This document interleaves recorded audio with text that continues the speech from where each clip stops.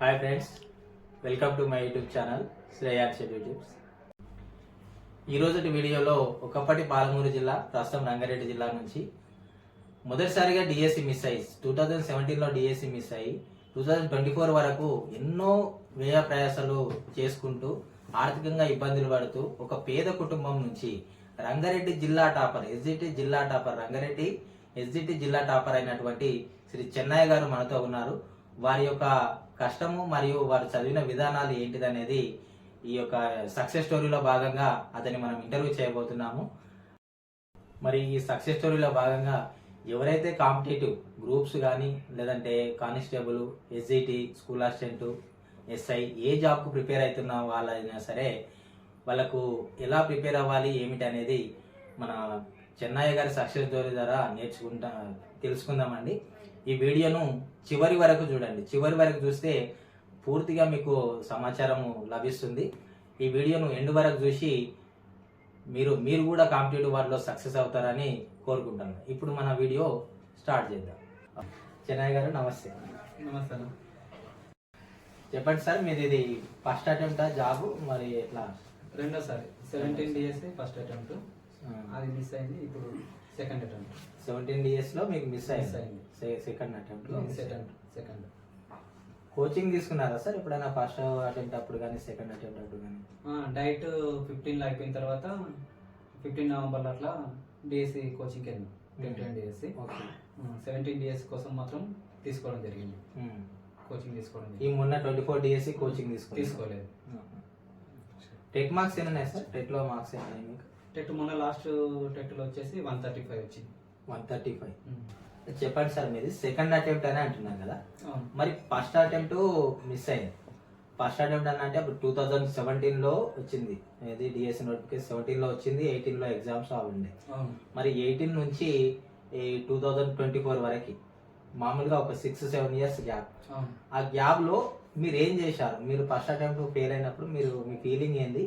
ఆ తర్వాత జాబ్ సాధించడానికి మీరు ఆ పడ్డ కష్టం ఏంటి చెప్పండి ఒకసారి. ఓకే, ఫస్ట్ అటెంప్ట్ లో వచ్చేసి 16 టెట్ ఒకసారి రాసినాం, 17 టెట్ ఒకసారి రాసినాం. తర్వాత డిఎస్సి కదా, సిలబస్ చూసుకుంటే అంటే ప్రాపర్ గా సిలబస్ చూసుకోకపోవడమే అప్పటి ఫెయిల్యూర్ కి కారణము. ఆ సిలబస్ అంటే ఇంతకు ముందు ఓల్డ్ టెక్స్ట్ బుక్స్ ఉండేవి, వాటికి కూడా టైం కేటాయించడం వల్ల ఎక్కువ మందికి అక్కడే లాస్ అయింది. ఏదంటే మనకు టెక్స్ట్ బుక్ సిలబస్ ఏదైనా సరే ఆ సిలబస్ ప్రకారం ప్రస్తుతం ఉన్న టెక్స్ట్ బుక్స్ మాత్రమే చదవాలి. మేమేం చేసినామంటే ప్రస్తుత టెక్స్ట్ బుక్స్ తో పాటు ఎక్కువ టైము ఈ సిలబస్ అనేది ఓల్డ్ టెక్స్ట్ బుక్స్ కు రిలేటెడ్ ఉండడం వల్ల ఓల్డ్ టెక్స్ట్ బుక్స్ కి ఎక్కువ ప్రిఫరెన్స్ ఇవ్వడం వల్ల మనకు ఆ డేస్ అనేది మిస్ కావడం జరిగింది అనమాట. మిస్ అయిన తర్వాత దాదాపు 19 ఆ డిఎస్సి రాసిన తర్వాత కూడా అప్పటి వాళ్ళకి అపాయింట్మెంట్ ఇవ్వడానికి ఒక 2 years అట్లా పట్టింది. 19 నవంబర్ అట్లా ఇచ్చారు. మరి 19 నుంచి మీరు 24 వరకు అంటే ఒక 5 years. 5 years గ్యాప్ లో మీరు ఏం చేశారు? అప్పటి వరకు వెయిట్ చేసిన 17 DSC వాళ్ళకి పోస్టింగ్ ఇచ్చే వరకు మనకి ఇంకేమైనా అవకాశం ఉందాము రీడింగ్ ప్లేస్మెంట్ ద్వారా అని. అప్పుడు రెండు మీడియాలు ఉన్నాయి కదా, తెలుగు మీడియం, ఇంగ్లీష్ మీడియం రెండు రాసిన. అప్పటి వరకు వెయిట్ చేసిన. ఇక 19 తర్వాత కన్ఫర్మ్ అయిపోయింది, ఇక రాదు మనకు, మిస్ అయిందని కన్ఫర్మ్ అయిపోయింది. ఆ తర్వాత అప్పుడు మీ పేరెంట్స్ ఏమన్నా ఇంట్లో ఏమన్నా అన్నారా? మీరేమన్నా ఫీల్ అయ్యిందా? నన్ను వాళ్ళు అనడం అనేది ఏం లేదు, ఎంతో మందికి మిస్ అవుతుంది ఇక అంటే మనకి ఇప్పుడు ఇంకేం ఉంది కదా టైం, నెక్స్ట్ డిఎస్సి ఉంటది కదా అని సరి చెప్పడం జరిగింది. నెక్స్ట్ వచ్చేసి మళ్ళీ 21లో స్టార్ట్ చేయడం జరిగింది ప్రిపరేషన్. అంటే ఒక 2 years మామూలుగా ఏదో పని చేసుకుంటా తర్వాత 21లో మళ్ళీ ప్రిపరేషన్ స్టార్ట్ చేశారు. ఎన్ని రోజులు చేశారు 21 నుంచి ప్రిపరేషన్? మరి ప్రిపరేషన్ అంటే నోటిఫికేషన్ ఉంటుంది ఎట్లుంటది ఇక మన డిఎస్సి వాళ్ళది, నోటిఫికేషన్ వస్తే పరుగులు. అట్లే ప్రతి టెట్ నోటిఫికేషన్ వచ్చినప్పుడల్లా మామూలు టైంలో ఇంటి దగ్గర చదివేది, ఏదో వర్క్ చేసుకుంటూ ఈవినింగ్ మార్నింగ్ టైంలో చదివేది. నోటిఫికేషన్ వచ్చిందంటే మాత్రం ఫుల్ టైం దానిపైన 3-4 months కూర్చునేది ప్రతి టెట్కి అట్లా. 21లో మనకు కరోనా టైం అనుకుంటా, అప్పుడు 10 days టెట్ నోటిఫికేషన్ వస్తుంది అని చెప్పడం వల్ల అప్పుడు సీరియస్ గా స్టార్ట్ చేయడం జరిగింది. 3 months అప్పుడే కదా మిస్ అయింది, ఉంటది కదా మనకు ఉంటది కదా, ఇప్పుడే వస్తుందేమో నోటిఫికేషన్, ఎందుకు పొడగొట్టుకోవడం మళ్ళీ అని సీరియస్ గా స్టార్ట్ చేయడం జరిగింది 21లో. కరోనా టైం రావడం వల్ల నోటిఫికేషన్ రాలేదు అప్పుడు. ఇప్పుడు ఈ నోటిఫికేషన్ వచ్చిన వెంబడే మీరు మరి కోచింగ్ అట్లా ఏమైనా వెళ్ళిందా? మరి లేదు 16 డిఎస్సి అప్పుడు 17 ఫస్ట్ డిఎస్సి అప్పుడు మాత్రమే దానికి తీసుకున్నదే ఉన్నది, సెకండ్ దానికి సెకండ్ తీసుకోలేదు. టైం ఎక్కడ తీసుకోలేదు డిఎస్సి. ఈ ఖాళీ ప్రిపరేషన్ పాత సిలబస్ ని చూసుకుంటూ దాని అంతే. ప్రిపరేషన్ చేసి నేను అంటే ఏ సబ్జెక్ట్ లో అయితే నేను వీక్ ఉన్నానో ఆ సబ్జెక్ట్ ని ఫ్రెండ్స్ ద్వారా తెలుసుకోవడం కానీ వాళ్ళ ద్వారా నేర్చుకోవడం కానీ అంటే గ్రూప్ గా ఉండి చదివారా? మీ ఫ్రెండ్స్ ఒక 4-5 మంది ఆ, రూమ్ లో ఆ. అట్లా ఎంతమంది ఉన్నారు? ఓ ముగ్గురం ఉండేవాళ్ళు. ముగ్గురికి జాబ్లు వచ్చాయా? ఇద్దరికి వచ్చినాయి, ఒక అతనికి మిస్ ఒక అయ్యాయి. అతనికి మిస్ అయ్యాయి. ఏ జిల్లా ఆయన? ఇద్దరు వికారాబాద్, నేను కొన్ని రంగారెడ్డి. రూమ్ లో ఒక వికారాబాద్ అతనికి రాలేదు, ఒక అతనికి రాలేదు, మిగతా ఇద్దరికి వచ్చింది. వచ్చింది. ఇప్పుడు ప్రిపేర్ అవుతున్న విద్యార్థులు స్టూడెంట్స్ ఎవరైతే ఉన్నారో వాళ్ళకి కోచింగ్ వెళ్తే బాగంటారా, లేదంటే ఇంటి దగ్గరనే సిలబస్ అంతా డౌన్లోడ్ చేసుకొని చదవడం బెటర్ అంటారా? అంటే ఒక్కొక్కరు ఒపీనియన్, వాళ్ళ సొంత ఒపీనియన్. చదవగలుగుతాం అంటే బుక్స్ తీసుకొని స్కూల్ టెక్స్ట్ బుక్స్ తీసుకొని చదవడం బెటర్. పూర్తిగా అవగాహన లేని వాళ్ళు మాత్రం ఖచ్చితంగా ఒకసారి కోచింగ్ వెళ్తేనే బెటర్. ఒకసారి కోచింగ్ వెళ్తే ఆ సిలబస్ పైన పూర్తి పట్టు పట్టు వస్తుంది అనేది కాబట్టి వస్తుంది. తర్వాత చదువుకున్నా కానీ వస్తుందని మీ ఫీలింగ్. అవును. మరి బెస్ట్ బుక్స్ ఇప్పుడు ఎస్జిటి జాబ్ వస్తుంది కంపల్సరీ ఈ బుక్స్ చదివితే అన్నట్లు ఏమన్నా బుక్స్ ఉంటాయా? ఏ బుక్స్ చదివితే వస్తుందని ఏమన్నా? బెస్ట్ బుక్స్ అనేవి ఒక్కొక్క పబ్లికేషన్స్ వేరే వేరే తయారు చేసుకొని వాళ్ళు ప్రమోట్ చేసుకుంటారులే, కానీ డిఎస్సికి సంబంధించి మాత్రం స్కూల్ టెక్స్ట్ బుక్ తప్ప వేరే ప్రిపేర్ చేయాల్సిన అవసరం లేదు. ఈ స్కూల్ టెక్స్ట్ బుక్స్ అన్ని మనము కలెక్ట్ చేసుకొని అది ప్రిపేర్ అయితే మనకు ఏ అదే పబ్లికేషన్ సంబంధించినటువంటి అవసరం లేదు, వేరే బుక్ అవసరం లేదు. సైకాలజీ అది టఫ్ అంటారు, మరి సైకాలజీ మీకు మంచిగా అనిపిస్తుందా డైట్ లో? సైకాలజీ మన 15 వరకు ఒక సిలబస్ ఉండేది సైకాలజీ బుక్ వచ్చేసి. ఆ తర్వాత 15 బ్యాచ్ అయిపోయిన తర్వాత న్యూ టెక్స్ట్ బుక్ వచ్చింది. ఆ రెండింటిని కలిపి చదువుకుంటే బెటర్. దాంతో పాటు బిఎడ్ టెక్స్ట్ బుక్స్ కూడా యూజ్ చేస్తే ఇంకా బెటర్. ఎందుకంటే ఇప్పుడు మనకి ఇచ్చిన సిలబస్ సీట్లో ఆ సిలబస్ ప్రకారం చదవాలంటే ఒకే టెక్స్ట్ బుక్ లో ఉండదు. ఆ సిలబస్ మొత్తం ఒక టెక్స్ట్ బుక్ లో ఉండదు, ఆ మ్యాటర్ మొత్తం. బిఎడ్ డైటిక్ సంబంధించిన కాకుండా బిఎడ్ సిలబస్ సైకాలజీ సంబంధించి సరిపోతుంది అని అంటున్నారు. మరి అభ్యర్థి ఇన్ని రోజులు చదివితే నాకు జాబ్ రావాలి అని చాలా మందికి సందేహం ఉంటుంది, ఎన్ని రోజులు చదవాలి అనేది ఉంటుంది. మీరేం చెప్తారు? ఎన్ని రోజుల పీరియడ్, ఒక 6 months 7 months ఎన్ని రోజుల పీరియడ్ లో చదివితే ఖచ్చితంగా వాళ్ళకి జాబ్ వచ్చే అవకాశాలు ఉంటుంది? అంటే ఎఫర్ట్ పెట్టి చదివితే చెప్పండి. అంటే ఇప్పుడున్న కాంపిటీషన్ కి నేను ఇప్పుడే స్టార్ట్ చేసి ఓ 6 months 4 months జాబ్ కొట్టగలుగుతా అంటే మాత్రం కష్టం.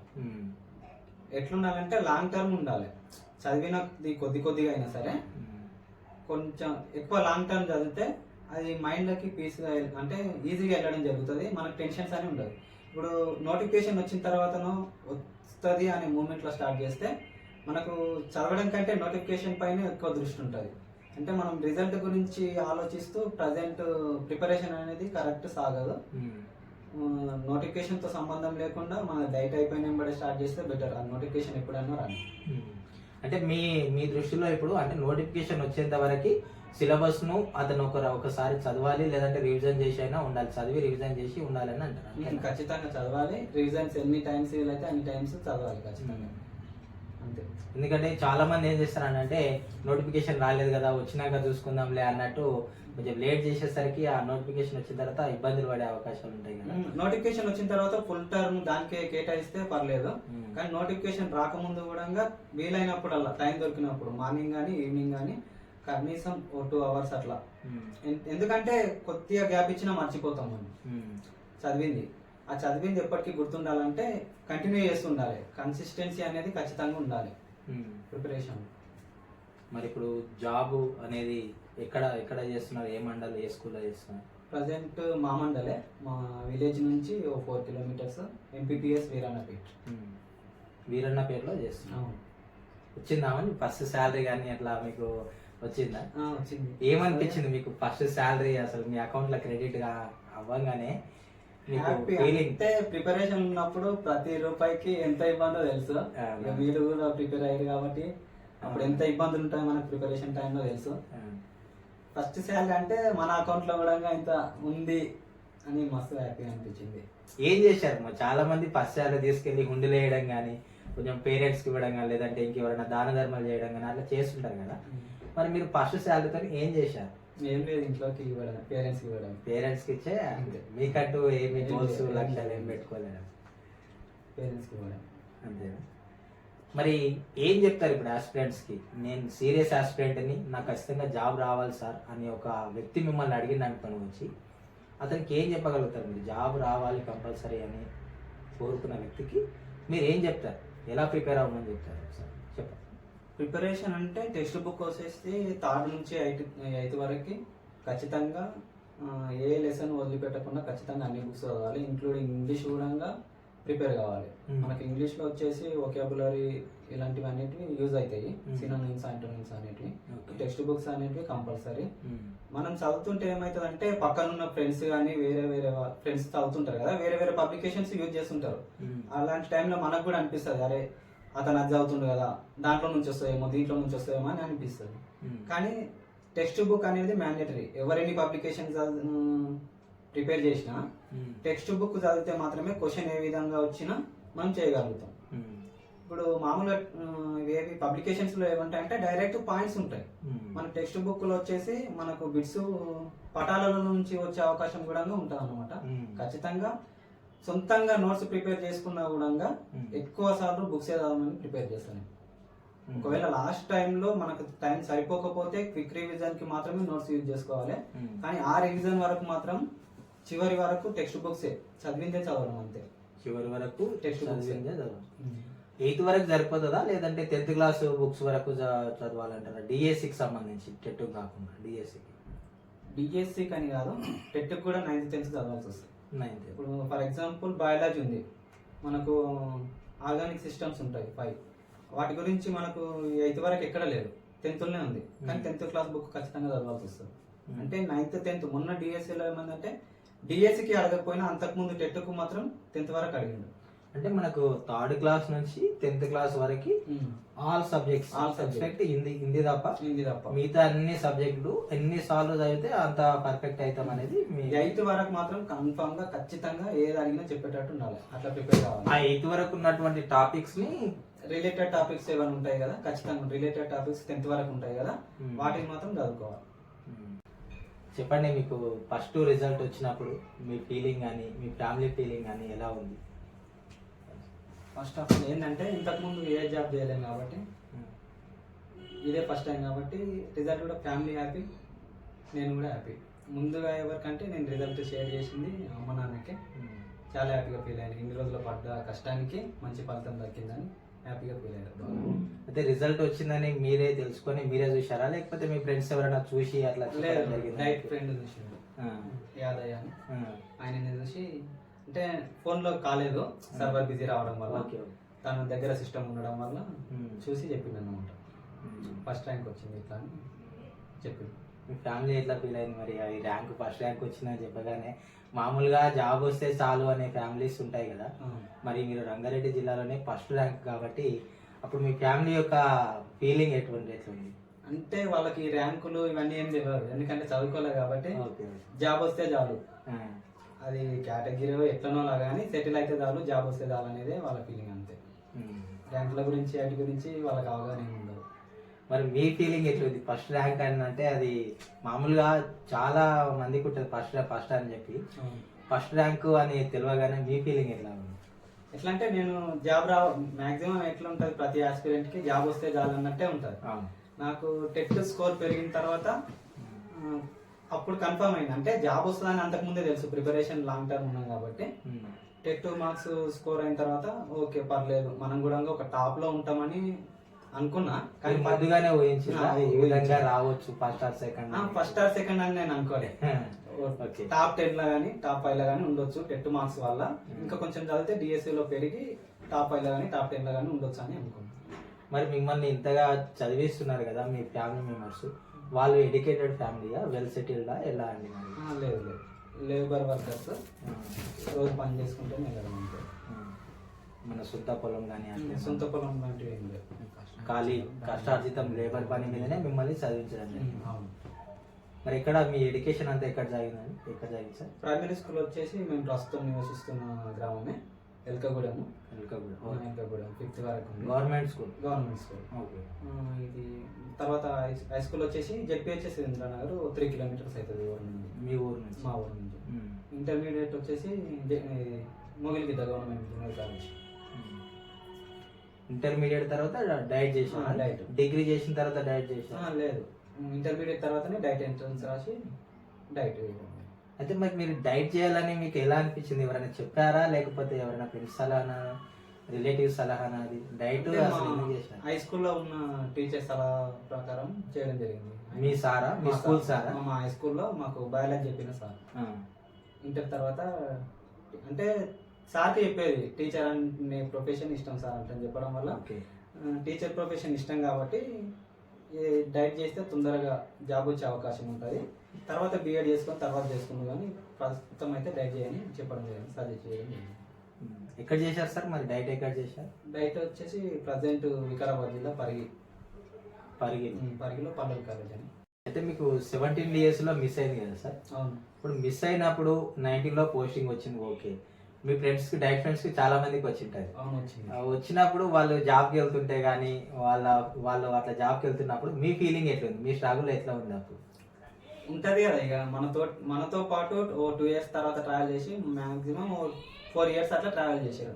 మన రూమ్ లోనే ఉండి మనతో పాటు చదువుకున్న వాళ్ళకి వచ్చి మనకు రాకపోతే ఎట్లుంటుందో మామూలుగా ఉండదు. అంటే అప్పుడు మీ రూమ్ లో ఉన్న వాళ్ళకి జాబ్ వచ్చాయా 17 years లో? 5 members ఉంటే ఇద్దరికి రాలేదు, 3 members కి వచ్చింది అనమాట. ఇక ఊళ్ళో వాళ్ళు కూడా ఏంటంటే మన మాక్సిమం మన పల్లెటూళ్ళు ఏది ఉంటుందంటే డైట్ చేస్తుందంటే అతనికి జాబ్ వచ్చినట్టు ఫీల్ అయ్యేది. టీచింగ్ ప్రాక్టీస్కి వెళ్ళినా స్కూల్కి వెళ్తుంటూ జాబ్ వచ్చింది అనే ఫీలింగ్ ఉండేది. మనకంటే హయ్యర్ ఎక్స్పెక్టేషన్స్ వాళ్ళకే ఉంటాయి.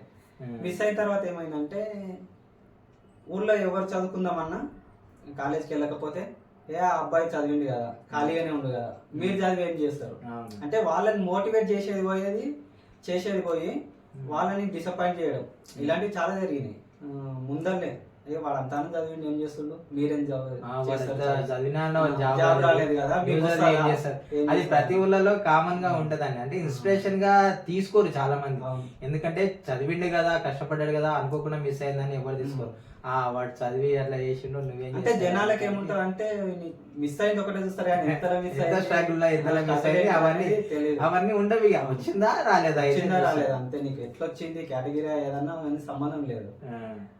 ట్రోల్స్ ప్రజెంట్ సోషల్ మీడియాలో ట్రోల్స్ చేసినట్టే ఉంటుంది.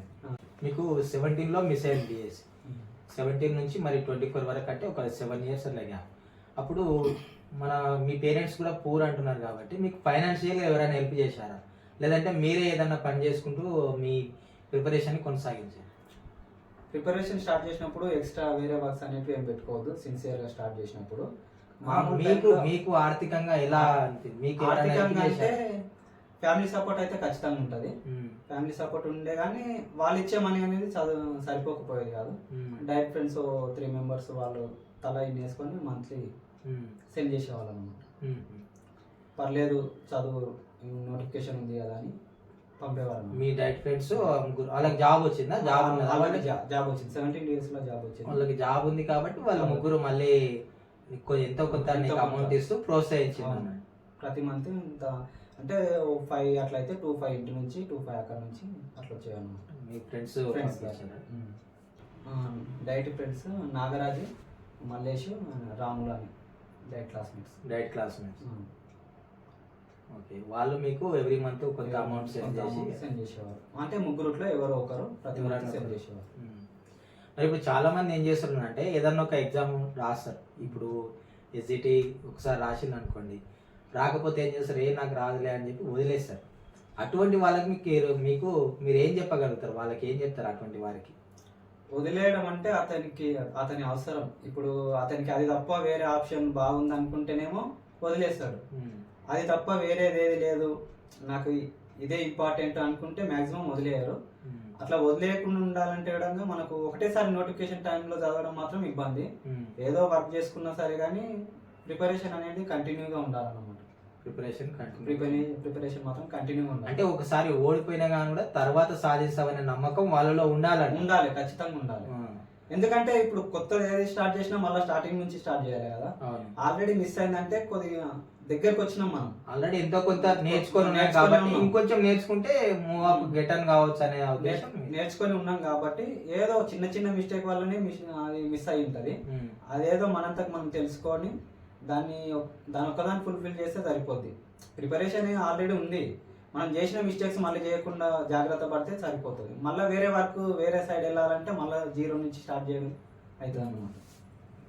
ఫస్ట్ డిఎస్సి మిస్ అయిన అప్పటి నుంచి మీరు అప్పుడప్పుడు కానీ ఇట్లా ప్రిపరేషన్ అయితే కొనసాగిస్తున్నారు.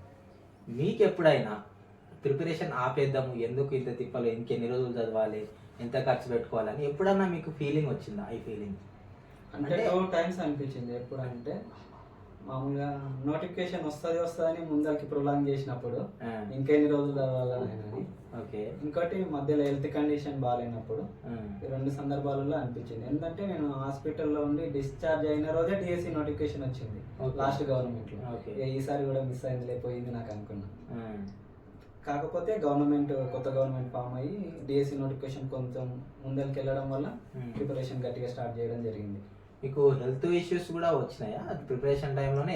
చిన్న సర్జరీ, అపెండిక్స్ సర్జరీ అయినప్పుడు మామూలుగా అంటే అప్పుడు నోటిఫికేషన్ వచ్చిన తర్వాత హాస్పిటల్ నుంచి డిశ్చార్జ్ అయిన రోజే డిఎస్సి నోటిఫికేషన్ వచ్చింది. ఇక తప్పదుగా ఇప్పటి వరకు చదివినాము, పూర్తిగా ఎగ్జామ్ అయితే రాయకుండా ఉండలేము, ఎలాగో రాస్తాం, కానీ చదవాలి కాబట్టి బుక్స్ పక్కన పెట్టించుకొని వేరే వాళ్ళతోని తీయించుకొని ఇట్లా పడుకొని చదివేది అనమాట. హాస్పిటల్లో కూడా మీరు ప్రిపరేషన్ హాస్పిటల్ కదా, ఇంటికి డిశ్చార్జ్ అయిన తర్వాత కొంచెం స్టిచెస్ ఉంటే లేవడం ఇబ్బంది కదా, తీసుకోవడం ఇబ్బంది కదా, అంటే అపెండిక్స్ ఓపెన్ అపెండిక్స్ పక్కన ఉన్న బుక్స్ తీసుకోవడము ఇబ్బంది కాబట్టి అమ్మని కానీ ఇంట్లో వాళ్ళని కానీ ఇట్లా తీసుకోరామని చెప్పి బెడ్ పైన ఉన్నప్పుడే మీరు ప్రిపరేషన్ కొనసాగించారు. అంతే, ఇంతకన్నా ఇన్స్పిరేషన్ ఏముంటుంది సార్? ఓకే, అంటే వదలొద్దు కదా, నోటిఫికేషన్ దూరం లేదు, దగ్గరనే ఉంది, ఇన్ని రోజులు పడ్డ కష్టం మొత్తం వేస్ట్ అయిపోతుంది కదా. ఇంతకుముందు చదవకపోతే ఏదో వదిలేసినంలే అనుకోవచ్చు హెల్త్ కండిషన్ వల్ల, మళ్ళీ దగ్గరకు వచ్చి మిస్ అవ్వడం ఎందుకు అని అట్లే పడుకొని చదివేది అనమాట. ప్రిపరేషన్ అట్లే కంటిన్యూ చేసేది ఏదైనా. మరి ఎస్జిటితోని సంతృప్తి చెందినరా, లేకపోతే ఏదైనా ఇంకా గ్రూప్స్ కానీ గ్రూప్ 1 కానీ గ్రూప్ 2 కానీ ఇట్లా రాసే అవకాశాలు ఏమైనా ఉన్నాయి? అంటే ప్రజెంట్ వచ్చిన రిజల్ట్ కి అయితే హ్యాపీ. అంటే ఫస్ట్ ర్యాంక్ వస్తుందని అనుకోలే, టాప్ లో ఉంటామని అనుకున్నాంలే కానీ ఫస్ట్ ర్యాంక్ వస్తుందని మాత్రం అనుకోలే. కానీ తర్వాత ప్రిపరేషన్ ఉంది. ఇప్పుడు ప్రజెంట్ బిఎడ్ చేస్తున్నా, స్కూల్ అసిస్టెంట్ కు ప్రిపేర్ అవుదామని అనుకుంటున్నాను. అంటే ఎడ్యుకేషన్ దాంట్లోనే ఉంటారు, వేరే డిపార్ట్మెంట్ కి వెళ్ళారు. ప్రజెంట్ అయితే అదే ఆలోచన ఉంది, ఎడ్యుకేషన్ డిపార్ట్మెంట్ లోనే స్కూల్ అసిస్టెంట్ కానీ పీజీ కంప్లీట్ చేసి చేయాలి. కానీ కోచింగ్కి వెళ్ళారా, లేదంటే ఓన్ గా ప్రిపరేషన్ అట్లా ఏమైనా స్టార్ట్ చేశారా? కోచింగ్కి వెళ్ళడం ఏం లేదు, అంతకుముందు చదివినదే కాబట్టి ఇంటి దగ్గరనే ఉండి మార్నింగ్ ఈవినింగ్ చదివేది. అంటే 19 తర్వాత మిస్ అయిన తర్వాత అప్పటి నుంచి ఏదంటే వీళ్ళు లేబర్ కదా అమ్మ నాన్న, వాళ్ళతో పాటు వెళ్తా అంటే రానిచ్చేవాళ్ళు కాదన్నమాట. కొన్ని మేకలు ఉండే, మేకల కాడికి వెళ్ళడం, మార్నింగ్ ఈవినింగ్ చదవడం జరిగేది అనమాట. మేకల కాడికి వెళ్ళి మార్నింగ్ ఈవినింగ్ చదివేది. 10 అంటే టైం ఉండేది, మార్నింగ్ 11 అట్లా 11 నుంచి 6 వరకు మేకల కాడ అయ్యేది అనమాట.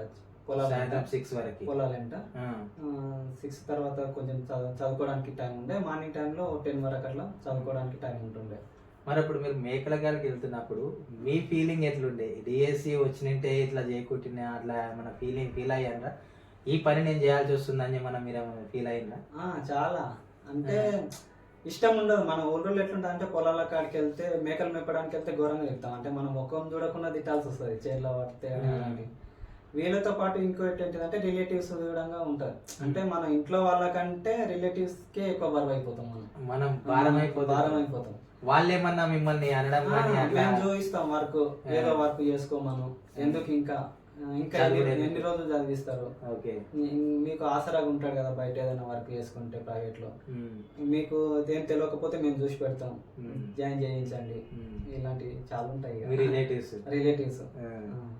అంటే వాళ్ళు ఏదో మేము గొప్ప స్థాయిలో ఉండి మనకు వర్క్ మనకి హెల్ప్ చేస్తున్నట్టు ఫీల్ కావాలని. మీరు ఇవన్నీ మరి అట్లా వాళ్ళు అన్నప్పుడు మీకు ఏం బాధ అనిపించలేదు? అనిపిస్తుండే, అంటే నాకు ఈ డిఎస్సి మిస్ కాకుండా ఇలా అనకపోతుండ్రి కదా, ఆ టైం అనుకుంటుండే చూద్దాం ఇంకా డిఎస్సి వరకు టైం ఉంది కదా, గట్టిగా అప్పుడే ఫిక్స్ అయినట్టు వీళ్ళందరికీ సమాధానం చెప్పాలని గట్టిగా చదివేది అనమాట. ఇక బాగా అంటే ఎగ్జాంపుల్ గా తీసుకునేది, ఇక వేరే వాళ్ళు చదువుకోవడానికి కూడా వాళ్ళని అంటే ఎంకరేజ్ చేయకుండా మోటివేట్ చేయకుండా వాళ్ళని తగ్గించేటట్టు మనని ఎగ్జాంపుల్ గా తీసుకునేది అనమాట. ముందే మామూలుగా చాటుకు వెళ్ళి అంటే అది వేరే విషయం, కానీ ముందరనే అనడం, అతను చదివింది కదా అతనికి ఏం రాలేదు, మీరు చదివి ఏం చేస్తారు. ప్రతి ఒక్కరు ఏదంటే సరే మిస్ అయింది నెక్స్ట్ టైం ట్రై చేయాలని మోటివేట్ చేసే వాళ్ళు ఎవరు ఉండరు మ్యాక్సిమం. మిస్ అయింది కదా, ఏదో వర్క్ చూసుకుంటే అయిపోతుంది కదా, ఇంకెన్ని రోజులు చదువుతావు, అది వచ్చేది ఎప్పుడు ఎవరికి వస్తుందో, గవర్నమెంట్ జాబ్ కదా, మన చుట్టాలకు వస్తుందా ఇలాంటివి. అంటే మీరైతే పట్టు వదలకుండా బాగా అంటే మనకు తెలుసు కదా ప్రిపరేషన్ అనేది ఇట్లా ఉంటుందని తెలుసు. మనం ఇంతవరకు వచ్చినా మళ్ళీ వేరేది స్టార్ట్ చేసినా కొత్తగానే అవుతుంది. ఎందుకు మనకు ఉంది కదా క్వాలిఫికేషన్, ఒక అవకాశం ఉంది కదా, ఇది ఒక్కసారి రాద్దామని గట్టిగా కూర్చోవడం జరిగింది. ఇదే లాస్ట్ అటెంప్ట్ అనే విధంగా ప్రిపేర్ కావడం జరిగింది. మీకు అన్ని అవమానాలు మీ ముందరనే జరిగినాయని మీరు చెప్తున్నారు కదా సార్. మరి ఇప్పుడు మీకు ఫస్ట్ ర్యాంక్ వచ్చింది, జిల్లాలోనే ఫస్ట్ ర్యాంక్ వచ్చింది, అప్పుడు వాళ్ళ ఫీలింగ్ ఎట్లుంది? అంటే ఉంటది కదా, కుళ్ళు అనేది మామూలుగా మనిషికి సహజమే. అది అంటే సిచ్యువేషన్ బట్టి వాళ్ళు మారుతారు అంతే. మనం ఏ సిచ్యువేషన్ లో ఉన్నా ఆ సిచ్యువేషన్ కి తగ్గట్లు ప్రవర్తిస్తారు. మిమ్మల్ని మళ్ళీ పొగడడం అట్లా జరుగుతుంది కామని. మీకేమనిపించింది అప్పుడు వాళ్ళ ప్రవర్తన చూసి? అంటే మంచి మోటివేషన్ నాకు అది ఒక విధంగా. ఎందుకంటే అప్పుడు అన్నప్పుడు బాధపడ్డానేమో కానీ మనము అంటే చుట్టూ ఉన్న వాళ్ళు ఏదో అనుకుంటుంటారని మనం ఎక్కడో ఒక దగ్గర ఆపేసినాం అనుకో, మనం అక్కడనే ఉంటాం, వాళ్ళ గురించి ఆలోచించాల్సి వస్తుంది. సో వాళ్ళందరినీ పట్టించుకోకుండా మనం చేయాల్సిన పని, మనం వెళ్ళాల్సిన వే కరెక్ట్ ఉండి మనం వెళ్తే ఖచ్చితంగా ఏదో రోజు రిజల్ట్ అనేది వస్తుంది. రిజల్ట్ వచ్చిన రోజు అందరి నోళ్ళు ఖచ్చితంగా మూతపడతాయి, అందరు మన ఇంటనే వస్తారు. అయితే మీ ర్యాంకుతో మీ చుట్టాల నోళ్ళని మూయించేశారు అంతే. చెప్పండి, ప్రజెంట్ స్కూల్ స్టాఫ్ ఎంతమంది ఉన్నారు, పిల్లలు ఎంతమంది? మీకు మొదటిసారి స్కూల్లో అడుగుపెట్టినప్పుడు ఆ పిల్లలతో రియాక్షన్ కానీ ఆ టీచర్స్తో రియాక్షన్ ఎట్లా అనిపించింది మీకు? ఆ ఫీలింగ్ ఎట్లా అనిపించింది? అంటే మనము ప్రిపరేషన్ టైంలో మనం పుస్తకాలలో చదివేది వేరు, స్కూల్లో వాళ్ళు ఇంప్లిమెంటేషన్ చేసేది వేరు. నేను ఇప్పుడు ప్రజెంట్ వర్క్ చేసే స్కూల్లో స్టాఫ్ వచ్చేసి నలుగురు, ఒకరిని డిప్యుటేషన్ వేసేవాళ్ళే. స్ట్రెంత్ వచ్చేసి 128 ఉంది, స్ట్రెంత్ ఉంది. ఇంప్లిమెంటేషన్ అంటే మనకు కొత్తగా స్టార్టింగ్ వెళ్ళిందాడే కొంచెం ఇబ్బంది అనిపిస్తుంది. ఎట్లా అంటే మనం పుస్తకాలలో చదివేది ఆడ ఇంప్లిమెంటేషన్ చేసేటప్పుడు కొన్ని స్ట్రగుల్స్ అనేవి ఖచ్చితంగా మనం ఎదుర్కోవాల్సి వస్తుంది. దాన్ని అలవాటు పడడానికి కొద్ది టైం పడుతుంది అంతే. అలవాటు పడడానికి మామూలుగా వాళ్ళ స్థాయి ఎట్లా అంటే మనం ఏదో ఖచ్చితంగా ఇంటర్మీడియట్లోనో డిగ్రీలోనో చెప్పే స్టూడెంట్స్ కి చెప్పొచ్చులే అనుకుంటాం మనం ప్రిపరేషన్ టైంలో. కానీ చిన్నపిల్లలు కదా, వాళ్ళతో పాటు అంటే వాళ్ళ స్థాయికి కిందికి దిగి మనం ఆ స్టేజ్ లో ఉంటే వాళ్ళతో ఎట్లా ఆడుకుంటాము, ఎట్లా డిస్కషన్ చేస్తాము, వాళ్ళతో అట్లే చేయాల్సి వస్తుంది. ఇక స్టాఫ్ అందరూ మరి మంచిగా మోటివేషన్ ఎంకరేజ్ ఉన్నారా? మంచిగా ఎంకరేజ్ మోటివేషన్ మా హెచ్ఎన్ సార్ కానీ మిగతా స్టాఫ్ కానీ ఇప్పటితోనే ఆపకు, ఇంకా ప్రిపరేషన్ నీ ఇంట్రెస్ట్ ఉన్నది అయినా సరే, అంటే ఇదని చెప్పాం మేము, నీ ఇంట్రెస్ట్ ఉన్నది ప్రిపరేషన్ అయితే స్టడీస్ చేయండి అని కంటిన్యూ అయితే చేయాలని చెప్తారు. చాలా మంది చిన్న చిన్న ఫెయిలియర్స్ కు, మామూలుగా 10th ఫెయిల్ అవుతున్నావు, ఇంటర్ ఫెయిల్ అవుతున్నావు, అటువంటి ఫెయిలియర్స్ కు చనిపోవడం కానీ ఇంకేదో చేసుకోవడం కానీ అట్లా చేస్తున్నారు. మరి మీకు ఆల్రెడీ ఒకసారి మిస్ అయినా కానీ మళ్ళీ పట్టుదలతో సాధించారు కదా, ఆ ఫెయిలియర్స్ కు బాధపడే వారికి మీరు ఏం సలహా ఇస్తారు, ఏం చెప్తారు? అంటే ఫెయిల్యూర్ అనేది లైఫ్లో ప్రతి ఒక్కరికి వస్తుంది, ఏదో ఒక స్టేజ్లో వస్తుంది. కొందరికి మామూలుగా తొందరగా రావచ్చు, కొందరికి లేట్గా కానీ రావచ్చు. ఫెయిలియర్ అనేది అదే శాశ్వతం కాదు. ఎట్లా అంటే ఇప్పుడు 10th క్లాస్ ఎగ్జామ్ ఉంది, ఫెయిల్ అయితే అక్కడితో ఏంటనుకొని. కానీ ఇప్పుడు ప్రస్తుతం పిల్లలు ఏముందంటే మానసికంగా దృఢంగా లేక ప్రతి చిన్న విషయానికి సూసైడ్ వరకు వెళ్ళిపోతారు. అంటే సూసైడ్ చేసుకునే వాళ్ళంటే చాలా ధైర్యంగా ఉంటారు. ఆ ధైర్యంలో కొంచెమున్నా ఏంటంటే మనం గెటాన్ కావచ్చు, ప్రస్తుతం ఉన్న సిచ్యువేషన్ గెటాన్ కావచ్చు. దాన్ని డీప్ ఆలోచించుకుంటుంటే అక్కడనే ఉండాల్సి వస్తుంది. ఎట్లా అంటే దీని తర్వాత ఇంకా ఉంది, లైఫ్ అనేది ఉంది, ఇది ఒక్కటే కాదు. ఎందుకంటే పుట్టినప్పుడే ప్రతి ఒక్కరు ఇటు 10th ఎగ్జామ్ పాస్ కావాలను, ఇంటర్ పాస్ కావాలను, టీచర్ కావాలను, ఏదో సివిల్స్ రాసి సివిల్స్లో వెళ్ళాలను రాసి పెట్టి ఉండదు కదా. మన అవసరాలను బట్టి, మనం ఇంట్రెస్ట్ బట్టి మన ఫీల్డ్లోకి వెళ్ళిపోతుంటాం. కాకపోతే ఆ ఫీల్డ్లో మనం సక్సెస్ అయినప్పుడు అనేది ఖచ్చితంగా బాధ అనేది ఉంటుంది ప్రతి ఒక్కరికి. ఆ బాధను అధిగమించాలంటే ఖచ్చితంగా ఫ్రెండ్స్తో ఉండడము, మళ్ళీ మనకి ఇంకో లైఫ్ ఉంది అని అనుకోవడం. అంటే బాధ అనేది ఎక్కువ రోజులు ఉండదు, మనం అప్పుడు ఆ ప్రజెంట్ సిచ్యువేషన్లో ఎక్కువ ఊహించుకుంటాం దాని గురించి. కానీ ఓ 1 వీక్, ఓ 3 months ఇట్లా కొన్ని అంటే కాలం గడిచే కొద్ది అనేది అది తగ్గుతుంటుంది ఖచ్చితంగా. మనమేం మాక్సిమం అందరు ఏం చేస్తారంటే ప్రస్తుతం ఉన్న బాధనే ఎక్కువ ఆలోచించుకుంటూ దానిలోనే మునిగిపోతూ సూసైడ్ అటెంప్ట్స్ లాంటివి కానీ ఇలాంటివి చేస్తూ ఉంటారు. ఇది అనేది కరెక్ట్ కాదు. ఎందుకంటే ఈ రోజు ఉన్న సిచ్యువేషన్ రేపు ఉండదు. ఎందుకంటే నిన్నున్న సిచ్యువేషన్ ఈ రోజు లేదు కదా, ఈ రోజు ఉన్న సిచ్యువేషన్ అనేది రేపు ఉండదు. ఖచ్చితంగా మార్పు అనేది సహజం, మారుతూనే ఉంటాం. ఈ స్ట్రగుల్స్ అనేది ఖచ్చితంగా ఇప్పుడు సక్సెస్ అయినాం. ఈ సక్సెస్ ఎల్లకాలం ఉంటదని మాత్రం ఉండదు, మళ్ళీ స్ట్రగుల్స్ వస్తూనే ఉంటాయి. సక్సెస్ అయినా ఫెయిల్యూర్ అయినా సరే దాన్ని మనం తట్టుకొని move on కావాలి. సక్సెస్ కి మనం ఎంత ప్రియారిటీ ఇస్తామో ఫెయిల్యూర్ అయినప్పుడు కూడా దానికి బాధ ఉన్నా సరే అంతే ప్రియారిటీ ఇవ్వాల్సి ఉంటుంది. ఫెయిల్ అయినాం కదా అని అక్కడనే ఉండి దాని గురించి ఆలోచిస్తూ ఉంటే ముందుకు వెళ్ళలేము. అంటే రేపు అనేది ఖచ్చితంగా ఉంది, మనకు మంచి అనేది ఖచ్చితంగా అంటే ఇప్పుడు చెడు జరిగిందంటే మంచి అనేది ఖచ్చితంగా జరుగుతుందని నమ్ముతాం. ఇదండి ఈ రోజటి వీడియో. మరి చెన్నయ్య గారికి కూడా ఈ వీడియోకి సహకరించినందుకు థ్యాంక్స్ సార్. మీకు కూడా మరి ఎవరైతే కాంపిటేటివ్కి ప్రిపేర్ అవుతున్నారో చాలా మంది ఏదన్నా ఒక ఎగ్జామ్ అటెండ్ అయ్యేసరికి గివ్ అప్ ఇస్తుంటారు, ఇది నాకు రాదులే అని గివ్ అప్ ఇస్తుంటారు. అలా కాకుండా ఎన్ని ప్రయత్నాలైనా సరే చేయండి. ఒక ప్రయత్నంలో రాకపోతే దగ్గరికి వచ్చి ఆగిపోయినా సరే రెండో ప్రయత్నంలో ఖచ్చితంగా మీకు జాబ్ వస్తుంది. సరే రెండో ప్రయత్నంలో కూడా రానప్పుడు మూడో అటెంప్ట్లో అయినా సరే మీకు కంపల్సరీ జాబ్ వస్తుంది. ఆ విధంగా మీరు ఎప్పుడైనా సరే గివ్ అప్ అనేది ఇవ్వద్దు. ఇవ్వకుండా ప్రిపరేషన్ మీరు కొనసాగిస్తే రాను రాను మీరు కొంచెం కొంచెం నేర్చుకుంటూ మీరు ఖచ్చితంగా జాబ్ సాధించే అవకాశాలు ఉంటాయండి. ఇలాంటి మరిన్ని సక్సెస్ స్టోరీలు మీ ముందు ఉంచుతానండి. ఎవరైతే కాంపిటేటివ్కి ప్రిపేర్ అవుతున్నారో వాళ్ళందరికీ ఈ యొక్క వీడియోని షేర్ చేయండి. అందరూ సబ్స్క్రైబ్ చేసుకొని మన ఛానల్ ఫాలో అవుతూ ఉండండి. Thank you.